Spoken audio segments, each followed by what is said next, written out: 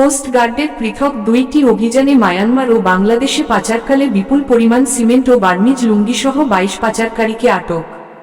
শুক্রবার 12 ডিসেম্বর 2025 তারিখ বিকালে কোস্ট গার্ড মিডিয়া কর্মকর্তা লেফটেন্যান্ট কমান্ডার সিয়াম উল হকে তথ্য জানান।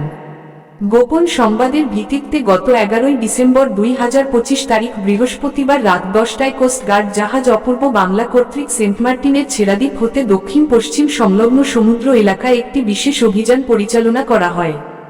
অভিযান চলাকালে উক্ত এলাকায় সন্দেহজনক একটি ফিশিং বোট তল্লাশি করে অবৈধভাবে শুল্ক কর ফাঁকি দিয়ে মায়ানমারে পাচারের উদ্দেশ্যে বহনকৃত প্রায় 3,50,000 টাকা মূল্যের 700 বস্তা সিমেন্ট সহ 11 জন বাংলাদেশি পাচারকারীকে আটক করা হয়। অপরদিকে একই দিনে মধ্যরাত 12টায় উক্ত জাহাজ কর্তৃক সেন্ট মার্টিন ছেড়াদ্বীপের দক্ষিণ পশ্চিম সংলগ্ন সমুদ্র এলাকায় অপর একটি সন্দেহজনক ফিশিং বোট তল্লাশি করে অবৈধভাবে শুল্ক কর ফাঁকি দিয়ে মায়ানমার হতে বাংলাদেশে পাচারকালে প্রায় 12 লাখ টাকা মূল্যের 1200 পিস বার্মিজ লুঙ্গি সহ 11 জন মায়ানমারের পাচারকারীকে আটক করা হয়।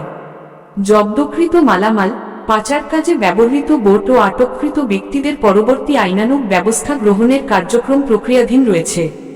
পাচার ও চোরাচালান রোধে কোস্ট গার্ড ভবিষ্যতেও এ ধরনের অভিযান অব্যাহত রাখবে।